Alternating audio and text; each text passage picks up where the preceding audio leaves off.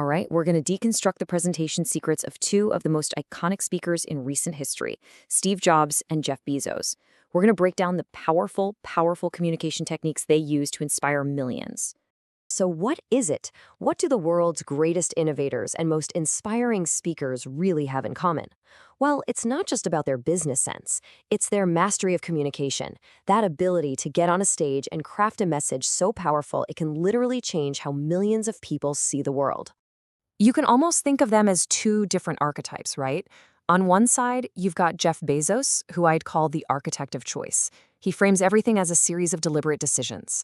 And on the other side, you've got Steve Jobs, the evangelist of passion, pushing us to follow our hearts and just trust our gut. Let's dig into the techniques they both used. So, their first shared technique is actually pretty simple. They don't just present data, they tell a story. They know that to build a real connection, you have to ground your message in a personal, relatable journey. It makes the whole thing feel so much more human. Okay, let's take Jeff Bezos. He had this great, stable, high-paying job on Wall Street. But then he gets this wild idea to sell books on the internet. I mean, it sounds normal now, but back then, crazy. And as he puts it, he made a conscious choice to take the less safe path to follow my passion. See, this story isn't just a backstory. It's the entire foundation for his whole philosophy. Now, let's look at Steve Jobs. His story starts with what most people would call a huge mistake. He drops out of this really expensive college that his working-class parents had sacrificed everything for. And the thing is, he had no plan, no idea what was next. It was just a moment of complete uncertainty. But here's the magic trick. He completely reframes that moment. What looked like a failure, he calls one of the best decisions he ever made.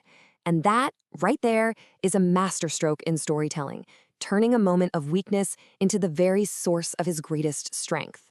So what'd he do with all this new, unstructured time? He just followed his curiosity. He decided to drop in on a calligraphy class. Not for any practical reason, not because it would get him a job, but just because he thought it was beautiful and interesting. And then, flash forward 10 years. That seemingly useless, random bit of knowledge, it became the soul of the first Macintosh computer. It's what introduced the world to beautiful fonts and typography. It's the perfect example of his core belief. You just have to trust that the dots will connect. And that leads us perfectly into technique number 2. Both Jobs and Bezos were absolute masters at taking a big, complex idea about life and packaging it into a simple, memorable framework. Something that anyone can grab onto and apply to their own life. For Steve Jobs, his framework was connecting the dots. The idea is really simple. You can't possibly know how all your decisions will lead to something great when you're looking forward. You just have to trust that the things you're passionate about, like, say, a calligraphy class, will somehow connect down the road. It's basically an argument for having faith in your own intuition.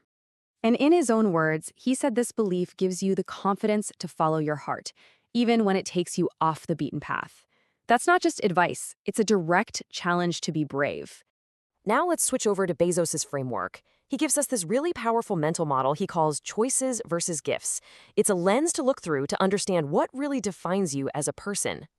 So Bezos breaks life down into two buckets. On one side, you've got gifts, things like being smart or talented. You're just given those. But on the other side, you have choices, things like working hard or being kind. And he argues that, yeah, you should be thankful for your gifts, but you should be proud of the choices you make because that's what builds your character. That's what defines you. Okay, technique number 3 might just be the most powerful of all, embracing failure and vulnerability. Both of these guys knew that true inspiration doesn't come from a story of flawless success. No way. It comes from turning your setbacks into the most compelling chapter of your story. I mean, Jobs' story is one of the most famous examples ever. He talks so openly about being fired from Apple, the company he literally built in his garage. He doesn't try to spin it. He calls himself a very public failure and admits he was so crushed he thought about leaving Silicon Valley for good. But then, the pivot. He calls getting fired awful-tasting medicine, but medicine he actually needed. And why? He said the heaviness of being successful was replaced by the lightness of being a beginner again. It freed him. And that freedom led directly to him creating Next and Pixar, and eventually his incredible return to Apple. Now, Bezos uses vulnerability in a much more lighthearted way, but it's just as effective. He loves to tell stories about his childhood inventions, like a solar cooker he made from an umbrella, and he'll happily tell you they didn't work very well. It just makes him seem human, relatable, and it shows that even his path was full of trial and error. And that brings us to the final move, the masterstroke. A truly great speech doesn't just end with a nice little summary. It ends with a direct, powerful challenge to every single person in the audience. It's a call to action. Bezos does this with these sharp, binary questions that force you to look in the mirror.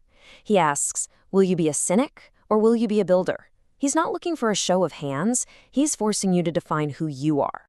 And he keeps going. Will you be clever at the expense of others or will you be kind?